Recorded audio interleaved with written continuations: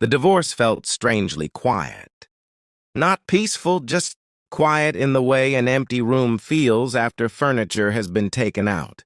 You can still see where everything used to be, but the space itself doesn't know what it's supposed to be anymore. 2 days earlier, my wife and I had stood in a courtroom and ended 12 years of marriage in less than 20 minutes. No shouting, no accusations, just signatures. When it was over, she looked relieved. I remember noticing that as we walked down the courthouse steps. She was smiling slightly, the way people do when a long appointment finally ends. At the time, I told myself that maybe it was normal. Maybe we were both ready to move on. Still, that image stayed with me. The first night after the divorce, the house felt larger than usual. I made dinner out of habit, then realized halfway through that I was cooking for two people who no longer lived together. Small things like that kept happening. Opening the closet and seeing empty space where her clothes used to be. Reaching for my phone in the evening before remembering there was no one to text anymore. By the second day, I had started adjusting to the silence. Not enjoying it exactly, but understanding it. That evening, I was sitting at the kitchen table with a cup of coffee when someone knocked on the door. I wasn't expecting anyone. For a moment, I assumed it might be a delivery driver or a neighbor. When I opened the door, I found my ex-wife's sister standing on the porch, Emily. We had always gotten along, but our relationship had been simple and polite. Holiday conversations, occasional family dinners, nothing deeper than that. She looked uncomfortable the moment our eyes met. "Hi," she said quietly. Her voice carried the kind of hesitation people have when they're not sure they should be there. "Hey," I replied. "Everything okay?" She didn't answer right away. Instead, she glanced back toward the street as if checking whether anyone had followed her. "I didn't know if I should come," she said. "But I thought you should probably know something." I stepped aside and let her in. Emily sat at the edge of the couch, hands folded together tightly. She looked like someone rehearsing a difficult conversation in her head. For a while, neither of us spoke. The silence stretched long enough that I could hear the faint hum of the refrigerator in the kitchen. Finally, she sighed. "I should have said something earlier," she said, "before the divorce." That sentence immediately shifted the air in the room. "About what?" I asked. She rubbed her hands together slowly. "About Sarah." Hearing my ex-wife's name still felt strange, as if it belonged to a different chapter that had already been closed. Emily chose her words carefully. "She didn't tell you everything," she said. I waited. "She's been planning to move for a while now," Emily continued. "Not just after the divorce. Months before.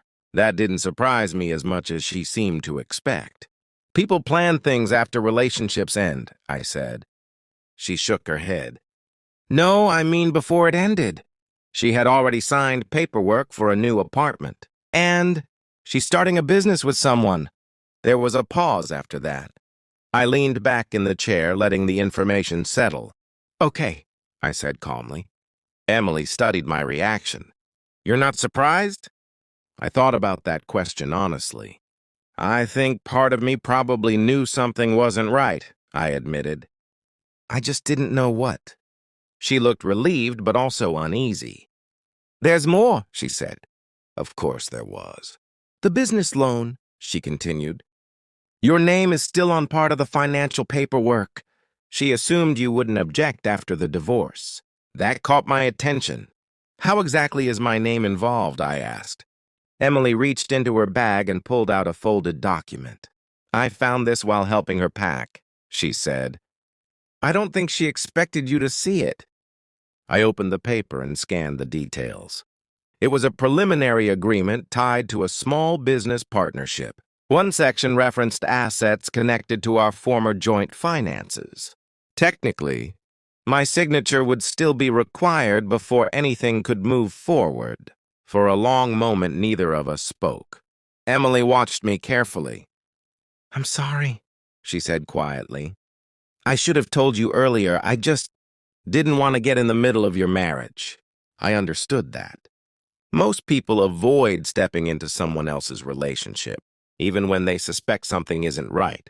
What made you come now? I asked. She looked down at the floor.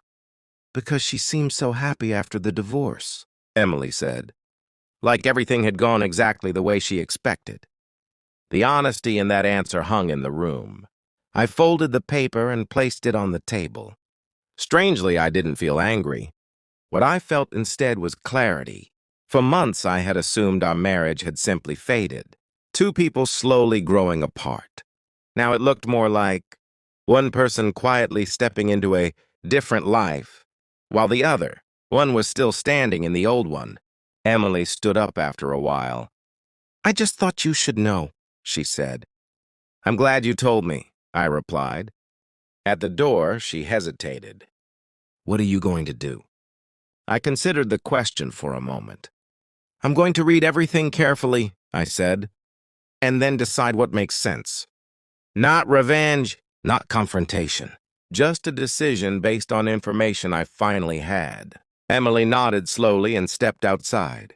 When the door closed, the house felt quiet again. But the silence was different now. 2 days after the divorce, I was finally beginning to understand. The full story of how my marriage had actually ended